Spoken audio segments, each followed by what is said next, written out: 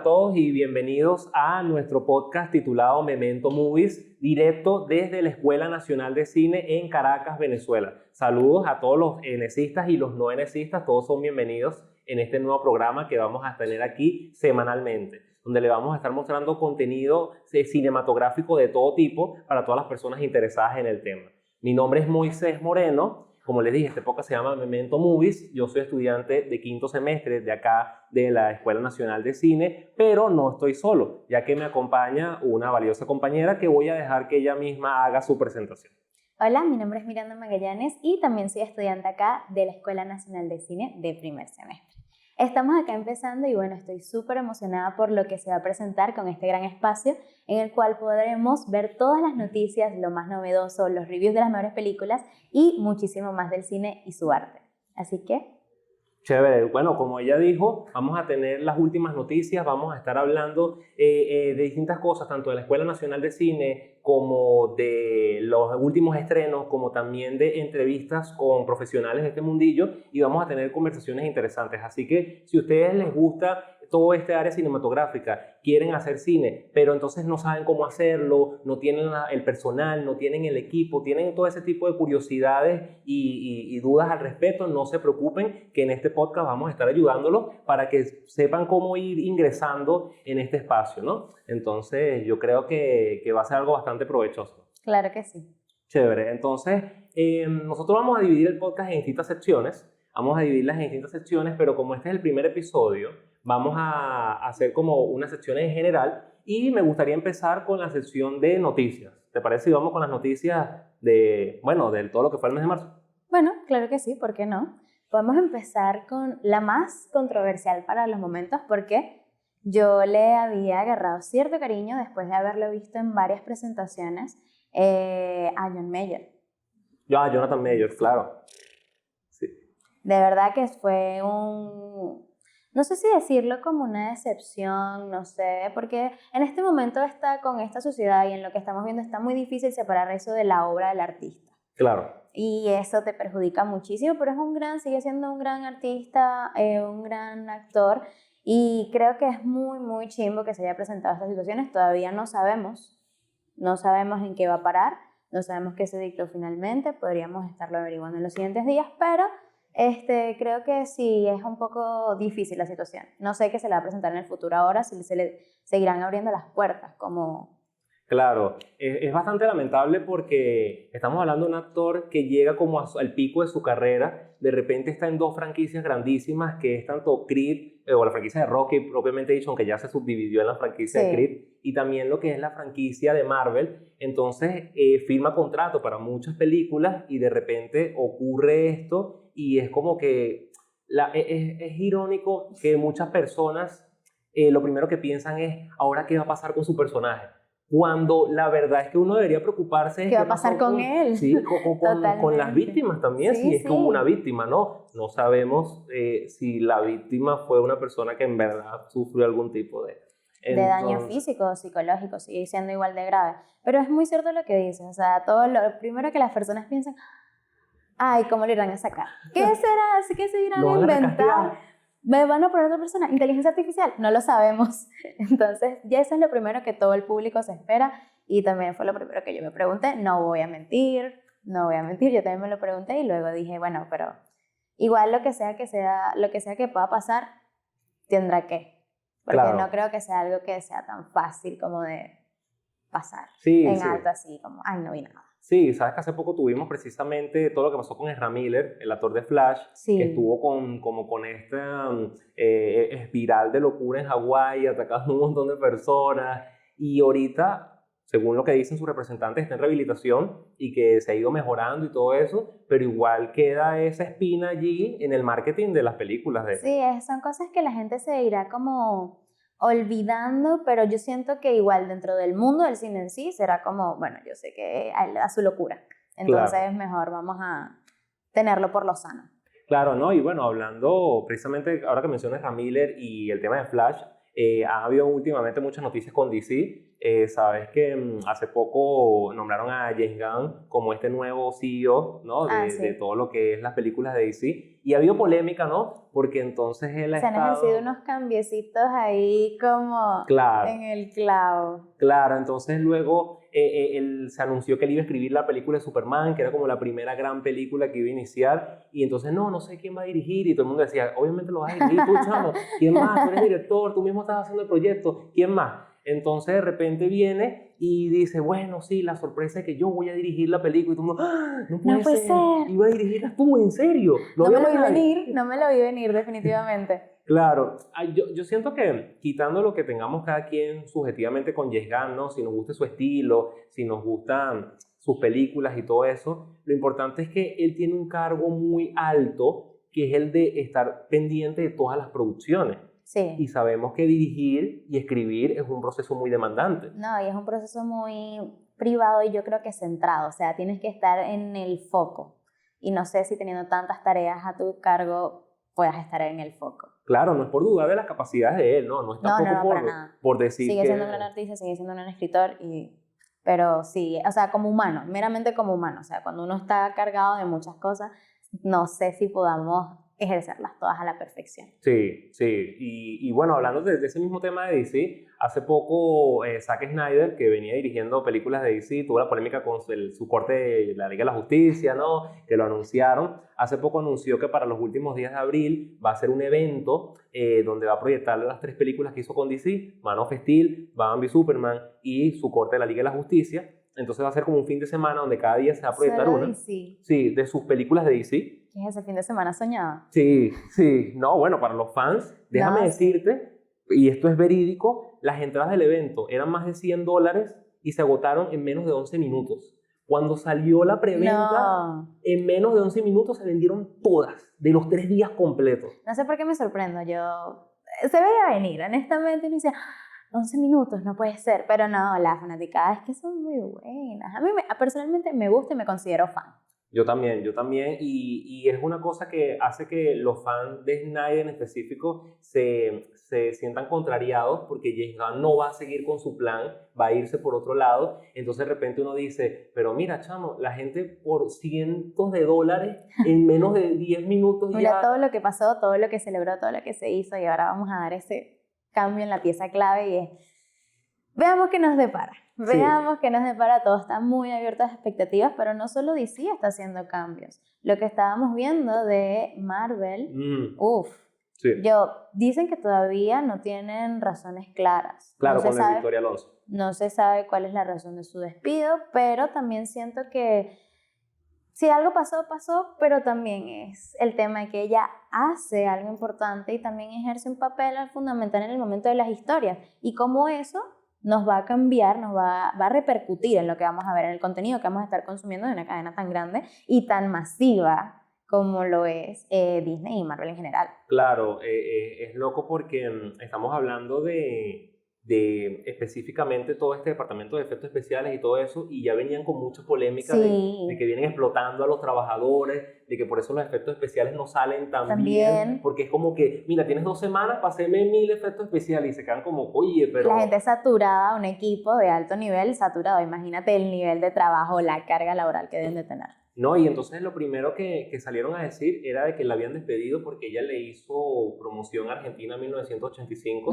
esta película que estuvo con muchos galardones aquí en Latinoamérica, ¿no? y en el mundo. Y entonces luego salieron a decir que no, que era mentira eso. Luego salió los abogados de ella a decir, no, pero es que ustedes sí fueron como que abusivos con ella, y ellos, no, mentira. Entonces como la palabra de ella contra la de ellos, totalmente, y por eso todavía no sabemos, solo sabemos, vamos a esperar cómo afecta esto al departamento de efectos especiales yo creo que tienen de los fans más...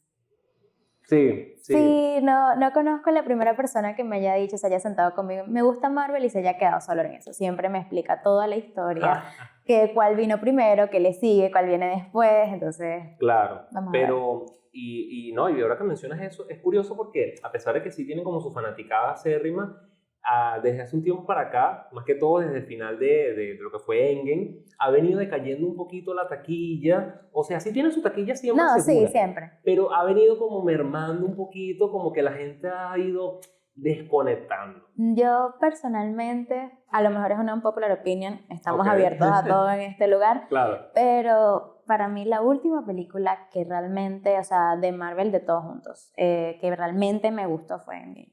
La última, y yo dije, hasta ahí Marvel.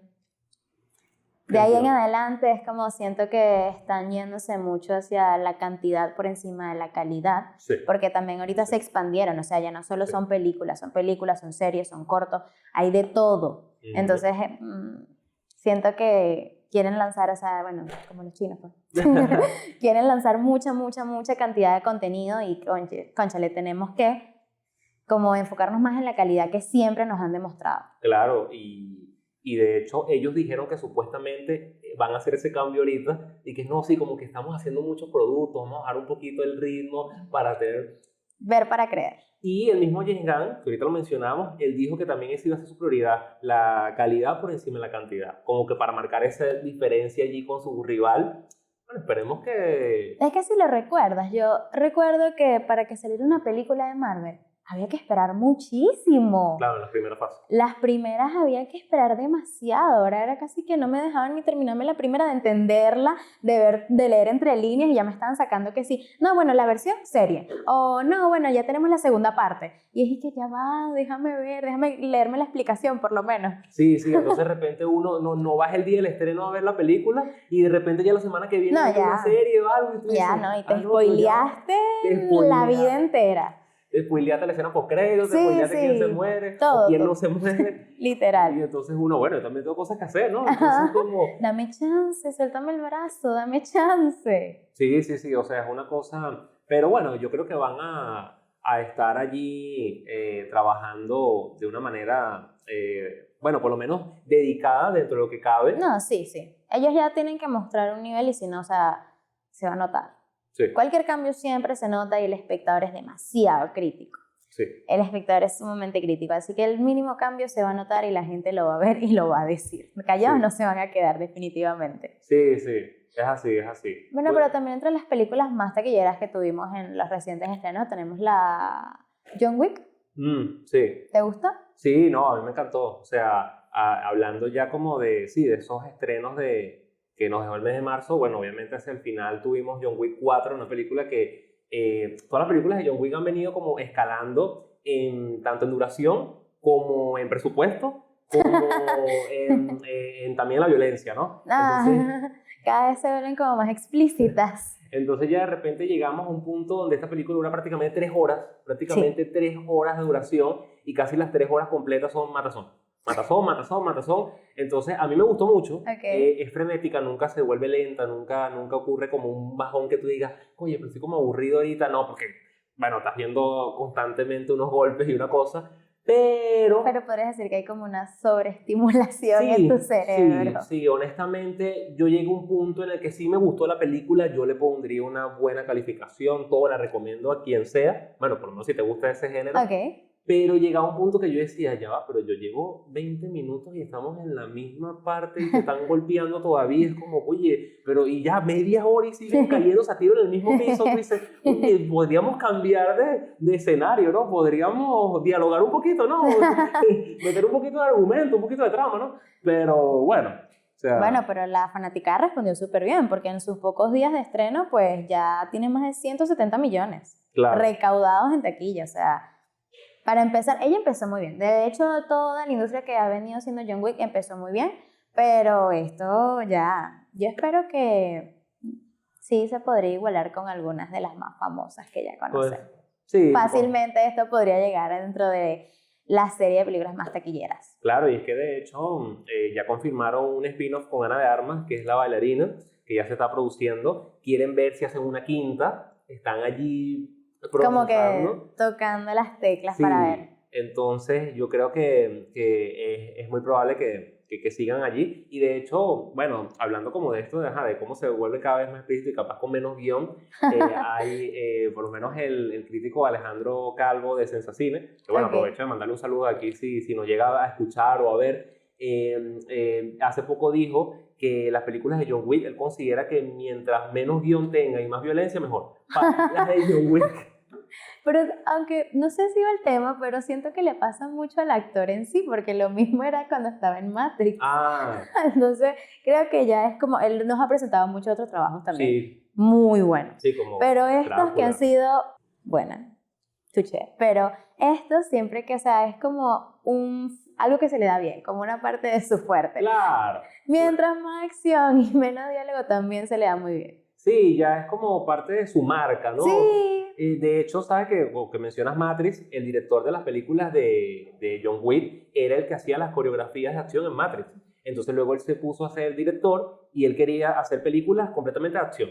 Y dijo, ¿a quién voy a llamar? Bueno, al que tengo tiempo hablando, Sí, trabajando. con quien nos pulimos, nos desarrollamos, ya tienen una dinámica de trabajo. Exactamente. Eso influye muchísimo. Exactamente. Y bueno, ya hablamos de éxitos en taquilla, pero también podemos hablar de fracasos en taquilla del mes de marzo. Y tenemos a Shazam, Furia de los Dioses, que bueno, yo tuve la oportunidad de ir a ver en la premiere. Okay. Y bueno, yo siento que honestamente es una película que sí es para toda la familia y sí es entretenida, pero ya después que tú sabes, creo yo, subjetivamente, ya después que tú sabes que James Gunn va a eliminar todo ese universo y va como a comenzar lo suyo, tú dices, ¿para qué voy a ver? Ya, no tiene sentido que siga aquí sentado. Que es lo Pasa. distinto a Marvel, que Marvel tú sabes que si no te ves una, ya está... No, ya te perdiste. Ya, valiste, ya no sabes. Tienes que entenderlo todo. Entonces, claro, con Shazam pasa que la primera le gustó a la gente, pero tampoco fue, súper, Como que- Y entonces de repente sacas una segunda, que ya de por sí la gente no le interesa. Había que tomar mejores decisiones para ese entonces. Valió. Pero, oye, siento que es que no sé, no me llama. Siento que no sé si es a nivel publicitario, no sé, pero no me llama y tampoco escuché mucho ajetreo acerca de que van a estrenar Shazam. No, nunca nadie me llegó y me dijo, ¿sabes qué? Quiero ir a ver Shazam. Claro, no. La gente llegaba para el cine y dije, ay, bueno, me sirve, vamos a Claro. verla. No, bueno, yo por lo menos hablando de estrenos de marzo, yo sin duda me quedaría con Creed 3. Siento que fue la A quien que... opine o no, eso es una joya de película, me encanta, me fascinan las referencias. Y lo que estábamos hablando, que esta parte, esta tercera entrega, es como más emocional. Claro. Es el ámbito más emocional del boxeador, porque siempre que vemos una persona importante, un artista, un deportista, X celebridad, siempre vemos, él para nosotros es, bueno, es cantante, eres cantante y ya. Ajá, pero ¿qué pasa detrás? También detrás de ese cantante hay un humano. Y en ese humano están pasando cosas, hay situaciones que lo permean. Exacto. Y esa es la parte que nos muestra Creed 3, que es wow, simplemente wow. Si estás esperando más golpes, no creo que sea tu película. Pero si estás esperando como un desarrollo de personaje, creo que te va a gustar. No, estoy completamente de acuerdo contigo. De hecho, algunas de las pocas críticas negativas que vi, porque no vi muchas críticas negativas, se concentran en eso de que, oye, no, las peleas no son lo mismo, no hay tanto boxeo. Y es porque, claro, Michael B. Jordan se quiso enfocar esta vez en su debut directorial, que me encantó, por cierto, como dirigió. Amamos aquí, de verdad. Ahí se quiso enfocar en eso que tú dices, en por qué el protagonista hace lo que hace, qué trasfondo tiene. Porque una cosa interesante allí es que por más que ellos no hacen alusión a eso en la 1 y la 2 de Creed, igual es algo muy humano. Sí. Que a veces uno pasa por traumas de la infancia y uno se hace loco. Sí. Uno lo deja como un lado y cuando eso vuelve a tu vida de alguna forma, es como tú dices, uy, yo no me he enfrentado con esto. Eso está ahí. Lo dejamos ahí como dormido, pero en las situaciones más instintivas siempre respondemos según nuestros traumas. Siempre. Y, o sea, bueno, de hecho, esta como guía o vía que tomó Michael B. Jordan fue lo que hizo que Rocky no participara en esta última. O sea, eso para mí fue una gran pregunta. Yo estaba esperando, yo sentada en el cine, yo estaba esperando que saliera Rocky, que saliera Silvestre, pero él dijo que no estaba de acuerdo con la vía que estaba tomando. Claro, sí, pero ahí tengo que hacer un matiz importante, que cuando él se refería a eso, iba mucho por el lado de lo que hicieron los productores.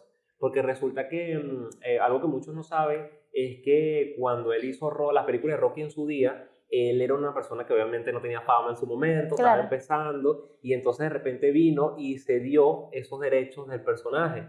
Entonces con el paso de los años ha sido tanto el dinero que ha amasado eso, que él ha querido como que tener su parte de los derechos, no solo por el dinero.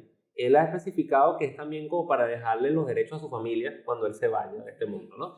Y los productores no quieren. Los productores, a pesar de que han lucrado con él a morir, y han lucrado, y han lucrado, y han lucrado, no quieren darle como ese aspecto legal de, mira, tú legalmente tienes al personaje. No, y que él lo construyó, o sea, no me imagino, a lo mejor tenían muchas otras personas en vista cuando decidieron armar Sí. Rocky, pero realmente creo que yo no me imagino otra persona que no sea él. Él se ganó el personaje. Ese personaje es de él lo construyó, él le dio todo. Sí, Y o sea, es por lo que lo conocemos. sí.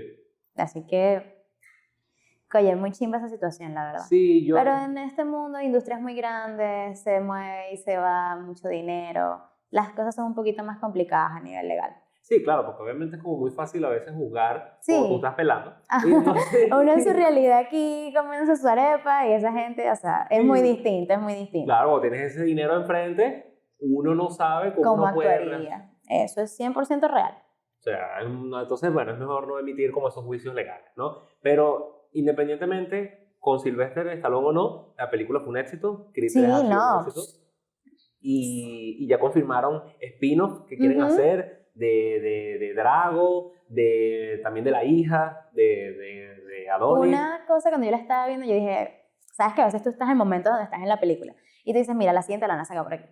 Que Ajá. dejan como ese hilito suelto. Claro. Bueno, el hilito suelto de la hija, O eso están es, boceando. eso es tremenda trama. Eso es tremenda trama. O sea, y si no la hacen, me molesta. Pues. Así. La tienen que hacer porque uno lo dejaron súper como ahí al aire y fue muy evidente. Pero también es como le tienes que sacar demasiado jugo a esto porque Claro. tiene demasiado. Nunca se había hecho algo así de una mujer. Claro. Sí, entonces hay unos que ya están pensando como eso de que cómo vamos a hacer con tantos productos y tal, pero bueno, al fin y al cabo el dinero, como estamos hablando, es lo que mueve. Es lo que mueve todo eso, ¿no? Ahora que ya hemos hablado de lo que nos dejó el mes de marzo y que también hemos hablado de las noticias que nos dejaron estas últimas semanas, ahora vamos a pasar con esta sección final, que es la sección de entrevistas.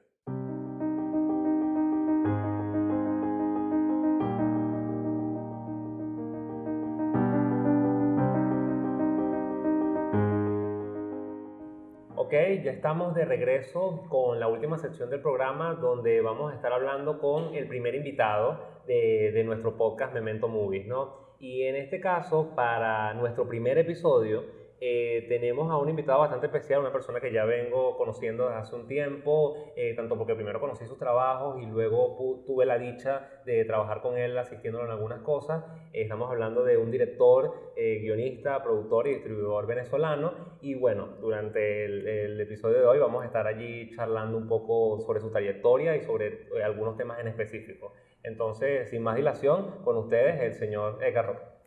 ¿Cómo están? Un gusto. Gracias por la invitación y bueno, encantado de participar cada vez que uno pueda en estos espacios y en estos programas. No, bueno, pues súper feliz aquí de tenerte, además, después de ver la pieza de ayer. Pero quisiera empezar con algo un poco más personal, porque sí, aquí ya conocemos tu carrera. Ayer vimos varias de las, como pude percibir un poco tus gustos. Pero quisiera preguntarte, ¿cuándo tú decidiste qué es esto? ¿Qué es el cine? ¿Qué es la producción, la dirección, el guión? ¿Cuándo tú decidiste, es esto a lo que quiero, es esto a lo que me quiero dedicar? Yo tengo un proceso inverso a lo que la mayoría de la gente con la que converso, que siempre como que ha tenido muy claro desde pequeños, les gusta, o tienen a un papá que le regala una cámara, una mamá que le regala una cámara, y entonces a partir de ahí se enamoran del cine. En mi caso no, yo era un espectador común que estudié una carrera en la Universidad Central entre el 2005 y el 2010. A finales de esa carrera, una carrera ustedes seguramente jamás en su vida han escuchado, se llama Bibliotecología y Archivología. No, bueno. Mi carrera es en la Central la enfocan en la gerencia, la enfocan en la investigación. Y bueno, yo trabajaba desde que estaba en el segundo semestre de la carrera.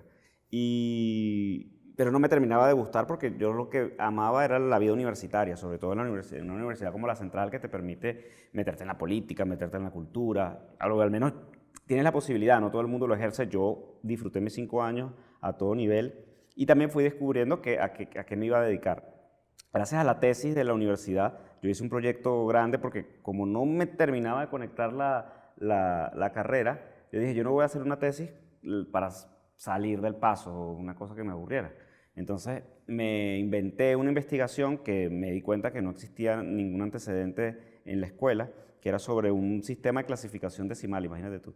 Y el creador de ese sistema era un americano que fue el primero que fundó una escuela en el área, que fundó una revista científica sobre los temas que abordan la investigación y la gerencia de centros documentales, ¿no? Y el problema estaba en que, como no había antecedentes acá, todo el contenido que podía conseguir era en inglés y las fuentes principales estaban en el archivo de esta persona, de este bibliotecario, que estaba en Nueva York, en la Universidad de Columbia, una de las que pertenecen a la Ivy League, de las universidades más importantes. Y bueno, yo como un estudiante de 21 años me puse a inventar, así saqué mi primera tarjeta de crédito, mi visa y pude viajar. Cuando viajé a Nueva York a hacer mi tesis allá, a terminar la tesis de la universidad en esa investigación, que bueno, era la primera vez que viajaba solo en avión, de hecho. Ya había terminado, el día que terminé la investigación, me llevaron como a pasear, a conocer Nueva York, y estaba por el barrio chino, por Chinatown, y de pronto veo un rodaje en Chinatown. Estaba cerrada una calle, pasaban carros a toda velocidad en la calle que estaba cerrada, y hacían piruetas, porque estaban como y ahí veo una cantidad de hombres asiáticos con un poco de mujeres y hombres arreglándoles la ropa y no sé qué. Entonces me doy cuenta que estaban en una filmación de una película y me acerco y me comunico y me indican pues que era un rodaje de fin de curso de la AFI, de una escuela sí, American Film Institute, del American Film Institute. Pero para mí era como una superproducción porque además nunca había estado ni en un set acá en Venezuela ni había visto nada de eso. Y quedé tan sorprendido. Además que tenía como ya meses como investigando, había visto que existía un par de escuelas en el país, porque no quería estudiar una carrera después de terminar esa. Yo dije, voy a ponerme a estudiar cine. Y la decisión final la tomé estando ahí en esa calle, que duré no sé cuánto, me quedé embobado. De hecho, la gente que me estaba llevando fueron a hacer otras cosas y me dejaron ahí paradito y después volvieron por mí porque me quedé entendiendo cómo se hacía esto, ¿no? Uno no lo piensa, o la gente, el público no sabe lo que es hacer cine, no se imaginan todo lo que conlleva. Y a mí me maravilló, me sorprendió, y fue como que me enamoró, o sea, fue ahí como una decisión. Además, yo siempre digo que fue como mi primera decisión madura, porque yo a partir de ese momento decidí prepararme, estudiar, porque además era lo que venía de una carrera de 5 años. Yo dije, bueno, no quiero hacer otra carrera de 5 años en la Escuela de Arte de la Universidad Central, por ejemplo, donde podías agarrar una mención cine, sino quiero estudiar en una escuela como esta. Entonces mis opciones eran en la Escuela Nacional y la Escuela de Cine y Televisión, que eran como las dos que conocí o que vi allí y que me llevaron a, cuando regrese a Caracas, lo primero que voy a hacer es inscribirme en la escuela y ponerme a estudiar, a hacer mis estudios formales de cine. Y bueno, allí fui el mejor alumno de mi escuela en esos 3 años que estuve en la carrera. Eso, pues enamorado, porque te digo, es una decisión madura, no es, repito, como Spielberg, por ejemplo. No sé si vieron los Fabelmans, sí, donde ven que sus influencias, él pues le llamaba la atención eso desde niño con la camarita, y así como él, hay muchos. Bergman también tiene una historia como esa, y muchos cineastas están como en esa línea de gente que desde que está en la adolescencia o que son niños, saben. O sea, yo digo que tenía 21 años y asistí de casualidad a ese set. Y mis hijas, por ejemplo, desde que tienen 1 año están en un set de las películas que yo he hecho o que como productor me ha tocado también trabajar desde 1 año. ¿Sabes? Ya saben lo que es, sus juegos son con una cámara, sus juegos son la niña disfrazar a la más pequeña y actuar o eso, pues siempre ese es como su mundo, ¿no? Pero yo no tuve eso, lo mío fue una decisión más madura, de cierta manera. Y consciente, ¿no?, al mismo tiempo. Sí, consciente. Muchísimo más consciente. Sí.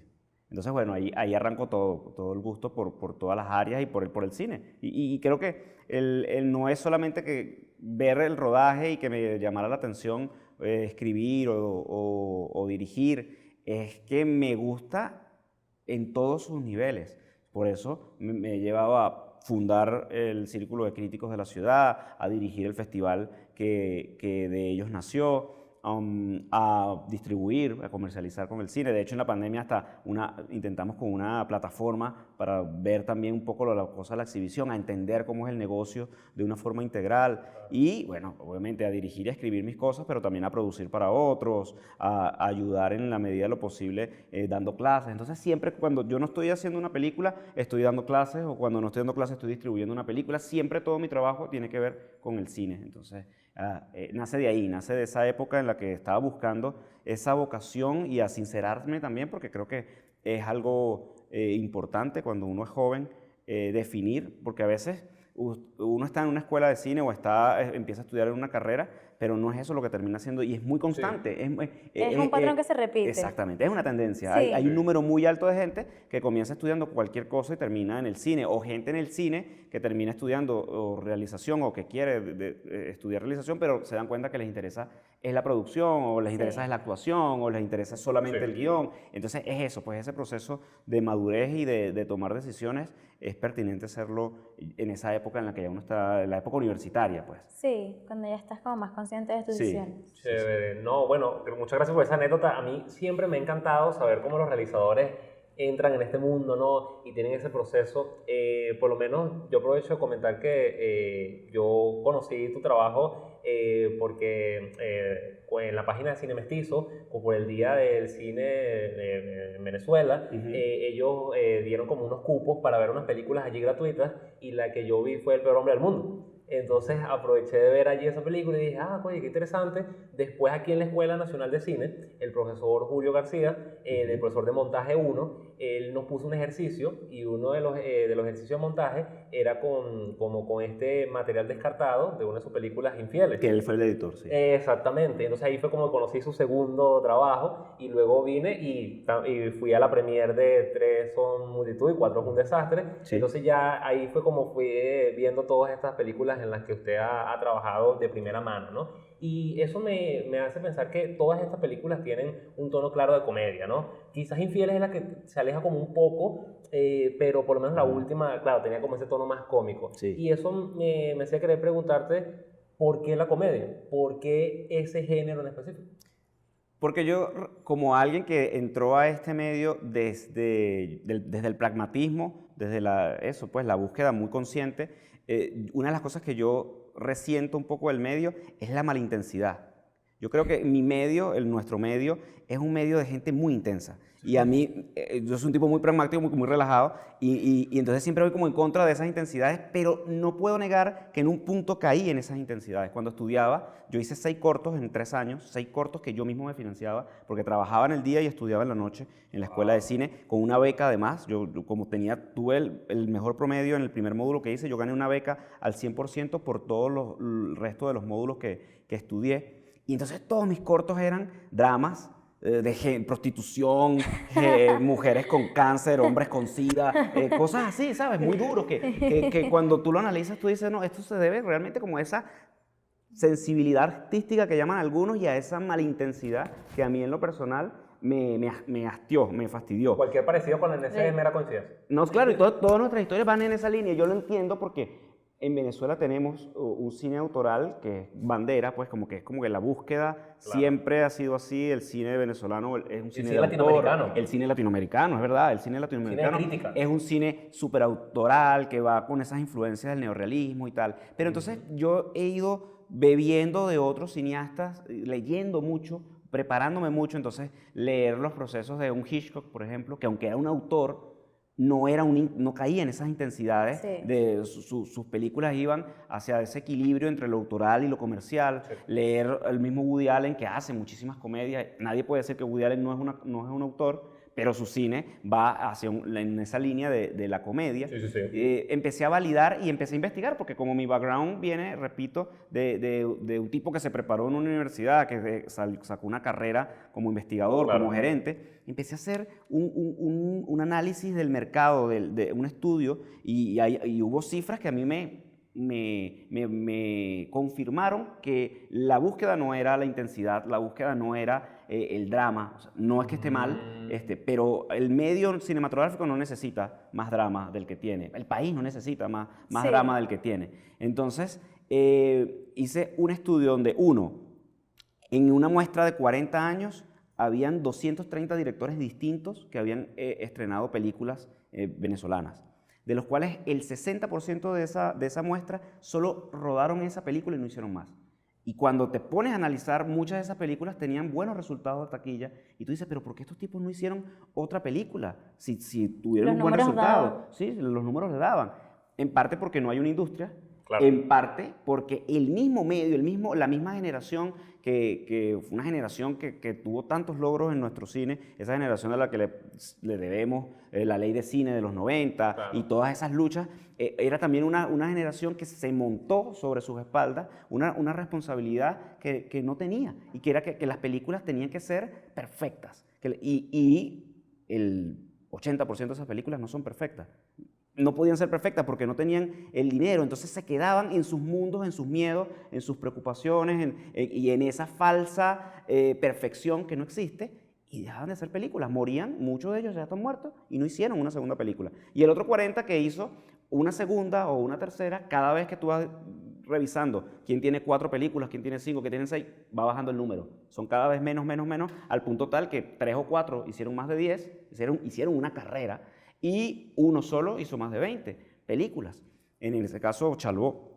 Entonces tú dices, bueno, no puede ser el enfoque ese intenso porque te afecta, además, te hace daño. O sea, la salud mental hoy en día es una cosa importante, y que yo además estuve 6 años, conozco como de primera mano el tema de la salud mental, porque tuve una relación de 6 años con una psicóloga, y entiendo muchísimo eso. Veía en mi medio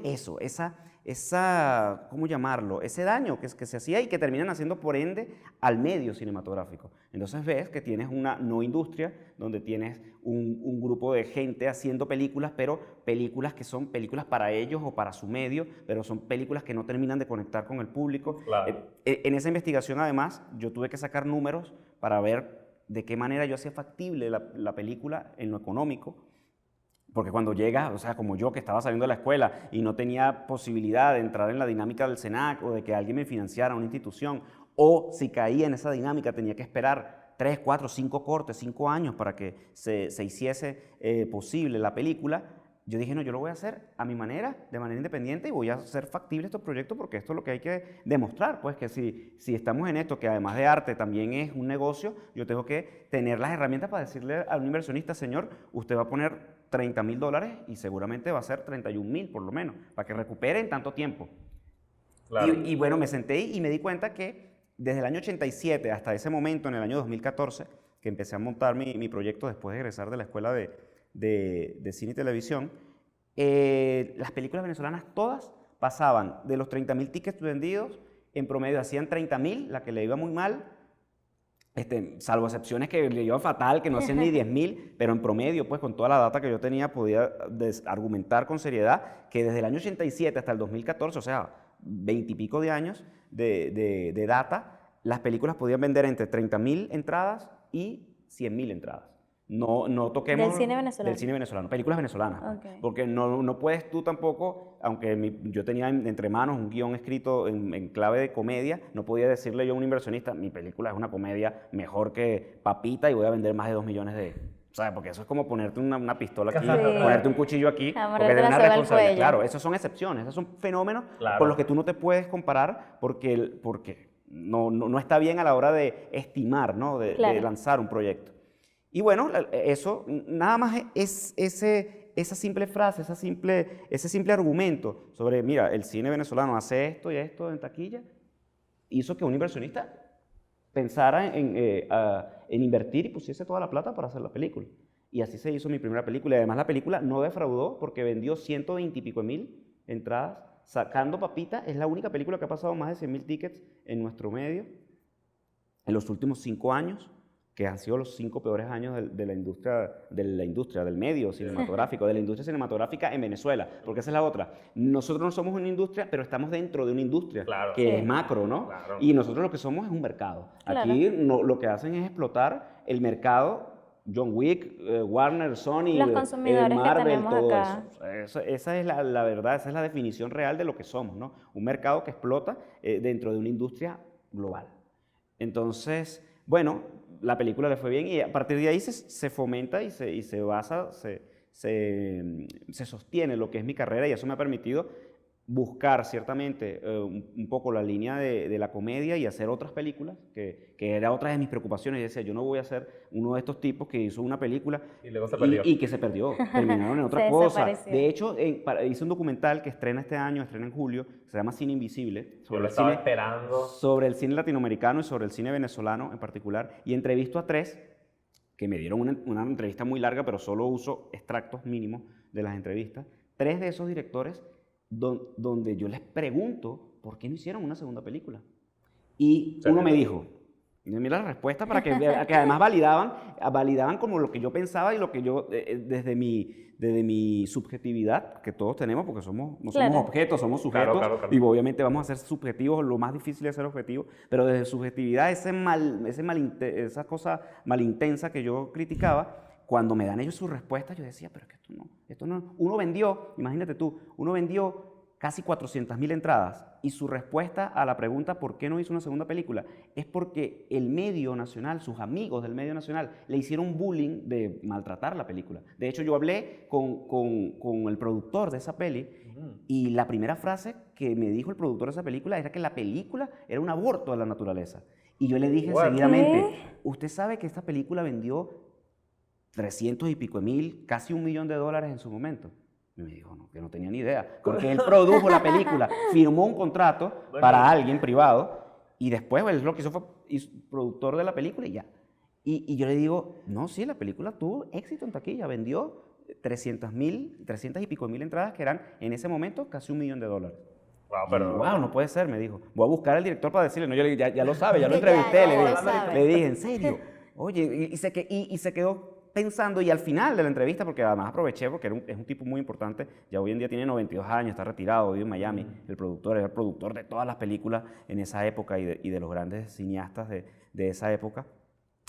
Él me dice, después de esta reunión he pensado que he estado equivocado todo este tiempo. Es más, voy a buscar el contrato y voy a buscar a los herederos de los productores, porque además fallecieron los dos productores en una pareja de esposos, los productores principales, los que habían puesto el dinero pues, para hacer la película.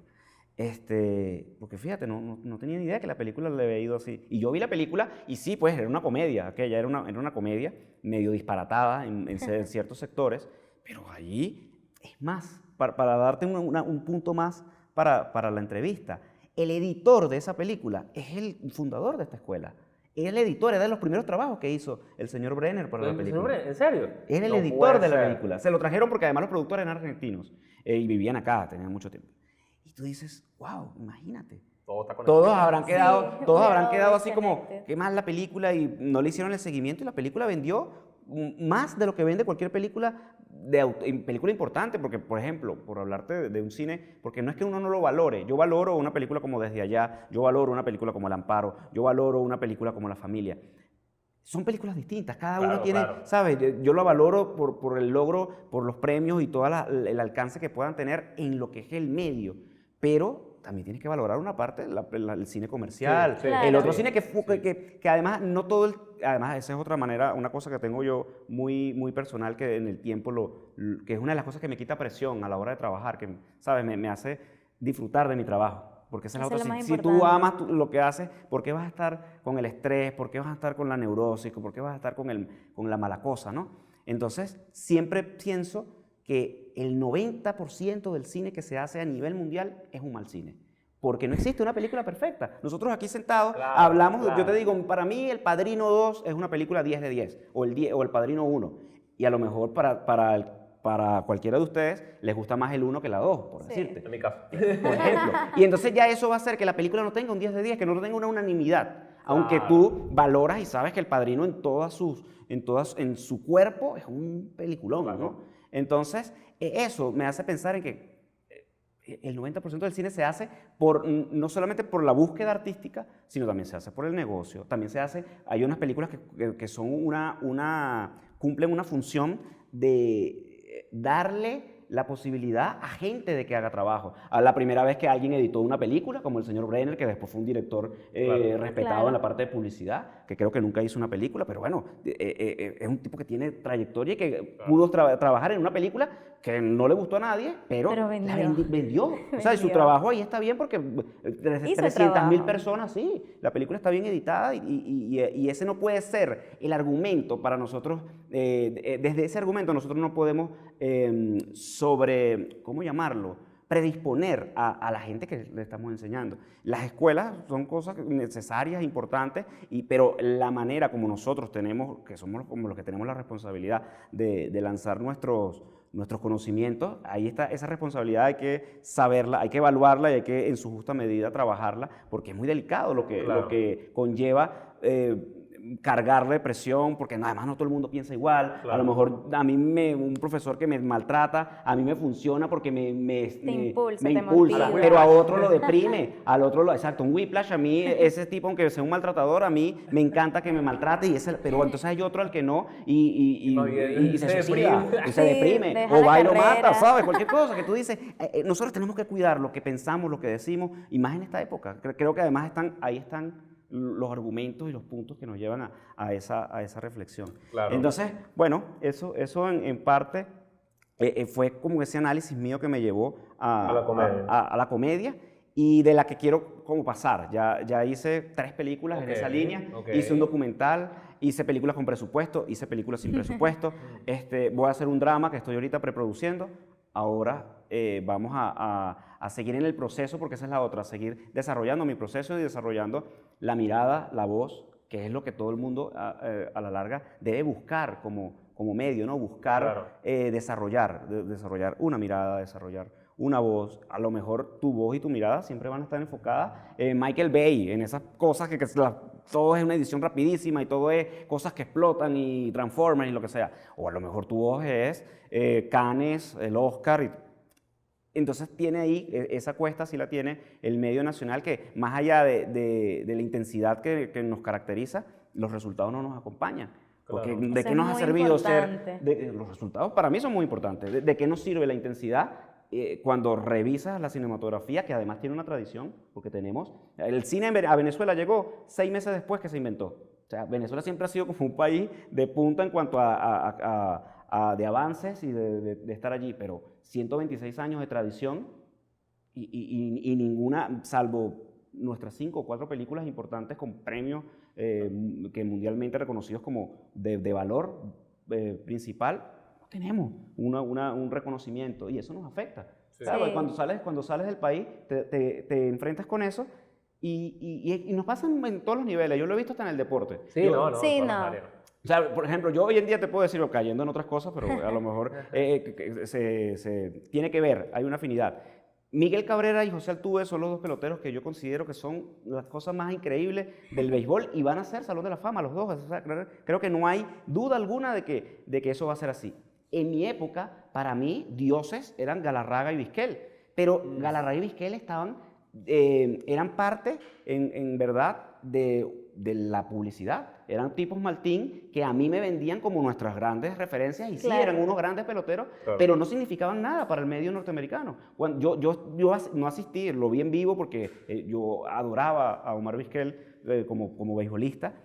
Cuando hace su partido de retiro, que estaba jugando en Toronto, era un estadio que estaba vacío, al 40% de su capacidad. Y era su juego de despedida donde él aplaudió, se retiró. Y tú dices, claro, es que Vizquel no es Jeter. Vizquel no es lo que me han vendido siempre desde la publicidad. Claro. Entonces hay unas cosas como eso, ese autoengaño que nosotros en nuestra burbuja, y eso también es parte de nuestra sociedad, en la sociedad venezolana, ¿no?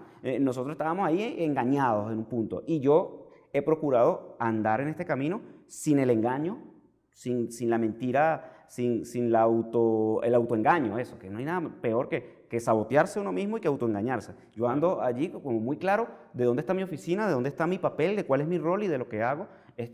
Soy incapaz de decir, y lo digo siempre abiertamente, de decir, no, que mis películas son unas maravillas de películas. Sí, evitar ese falso misticismo de la Sí. grandeza y estar Sí, muy sí, claro sí, en lo sí. claro y basarse en los resultados, es lo más importante. Así es, así Claro, es. por lo menos yo estoy muy de acuerdo con lo que comentas. Disculpa que te interrumpa. No, Yo estoy no, muy de adelante. acuerdo con lo que comentas de que nuestro cine está lleno de mucha intensidad y Sí. sobre todo aquí también en la escuela. Aquí se han hecho trabajos muy buenos de los cortometrajes Claro. de los estudiantes, pero yo personalmente, yo Moisés Moreno, a veces veo algunos y digo, oye, pero siempre tiene que ser este drama tan deprimente, tanto... Y entonces, claro, busco como salirme un poquito de eso, ¿no? Y en ese sentido conecto. Ahora, hay una cosa que estabas comentando ahorita, que era lo de cómo te trataron esta película, esta persona que entrevistaste, y Ajá. dijeron que era un aborto y todo eso, ¿no? Sí, sí. Entonces, eso me dejó las ganas de preguntarte, de las críticas que han hecho a tu película, a tus películas, Ujú. hay una que tú tengas como, ver la peor crítica que me dijeron. O algo que nunca olvides. Sí, algo que te marcó y cómo lo procesaste. Porque yo creo que la gente tiene que entender lo que nos están escuchando, que los realizadores siempre que realizamos un trabajo nos exponemos al público de una manera muy fuerte. Sí. Y cuando la gente ve la película o cortometraje o lo que sea, nuestro trabajo en general, uno está expuesto, uno está allí como casi que desnudo y está sujeto a que digan de lo que sea. Entonces me gustaría saber qué crítica tú sientes que te marcó después de eso y cómo la procesaste. Bueno, fíjate, hay un poco para concluir lo otro, que no lo hablé tanto que no lo cerré. Uno dijo, de los 3 tipos que entrevisté, que hicieron solo una película, uno dijo que le había afectado muchísimo las críticas de su medio. El otro dijo, el cine es muy desgastante, yo prefiero escribir, prefiero dedicarme a la escritura y oye, es un novelista hoy en día. Vive en España, todos además están fuera del país.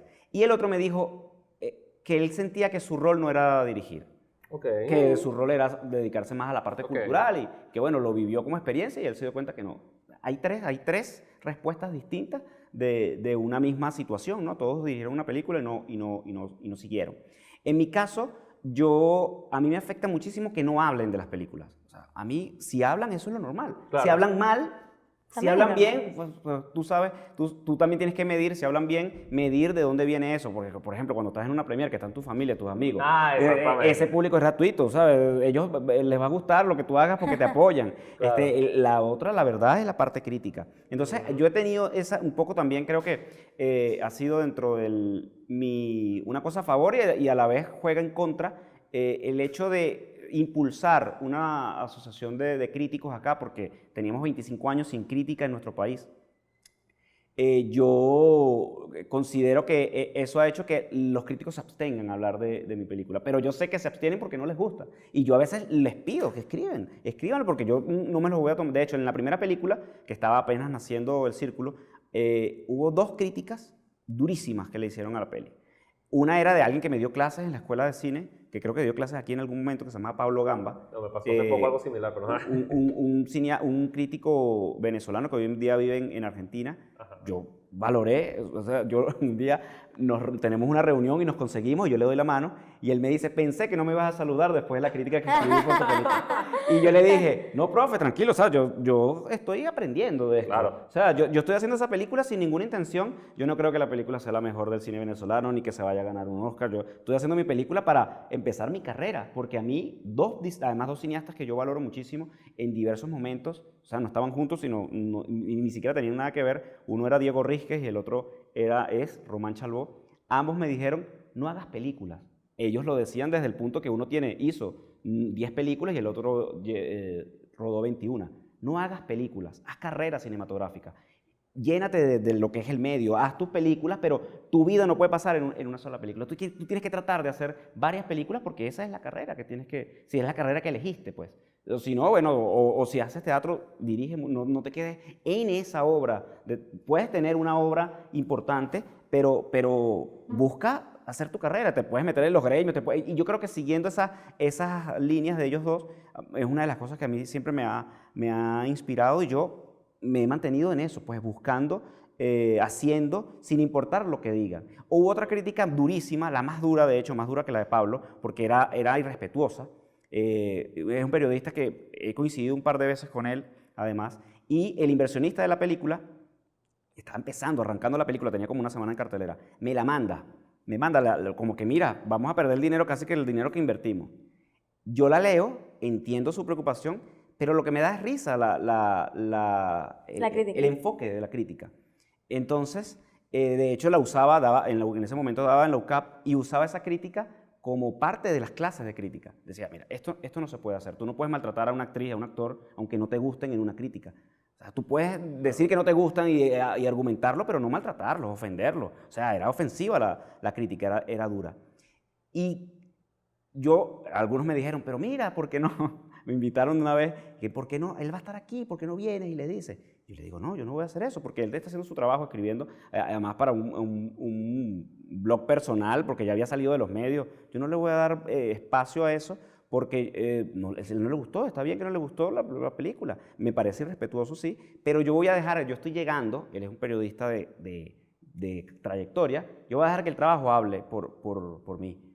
La película se vendió internacionalmente, la película duró 10 meses en cartelera vendiendo, la película me dio la oportunidad que en mi vida había podido viajar a Argentina, porque me invitaron dentro de un festival donde la seleccionaron, dale, voy a Argentina, me fui a Chicago, conocí a Ricardo Darín ¿Ricardo Darín? Sí, en ese festival a que me invitaron también, y yo digo, yo con esta película no tenía mayor aspiración, y con las siguientes en lo mismo, en la misma línea, ¿sabes? A mí me interesa hacer mi película, estrenar mi película, porque sufro, o sea, el documental ha sido para mí la película más sufrida, porque yo sufro cada día que pasa y la película no se estrena o los años que pasaron.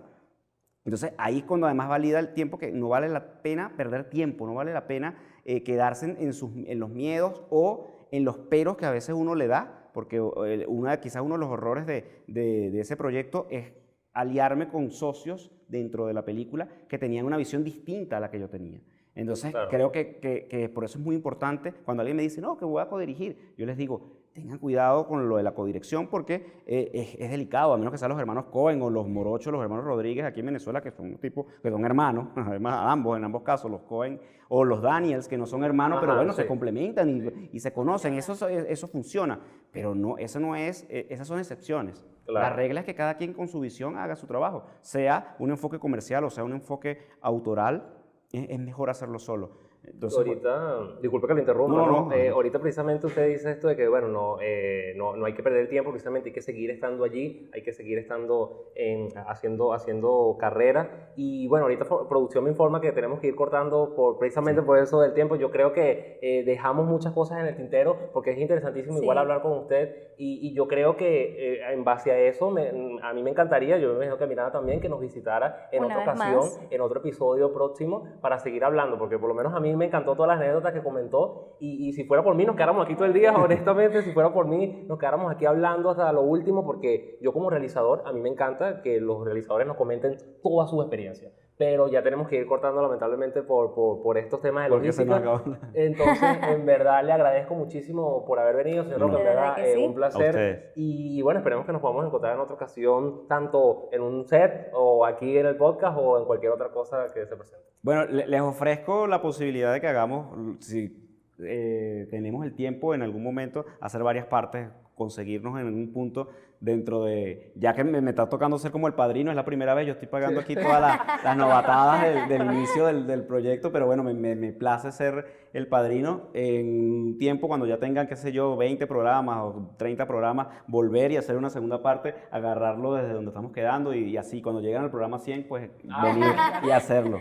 Sí, entonces yo encantado. Sería genial. Muchísimas especial. Gracias. Y bueno, entonces pueden seguir al señor Rocca obviamente en sus redes sociales, que la vamos a estar dejando en pantalla para los que nos ven en YouTube y lo vamos a dejar también en la descripción del canal y todo lo demás. Y entonces, bueno, nos vamos despidiendo de esta sección por los momentos. Muchas gracias. A ustedes. De verdad, súper agradecida.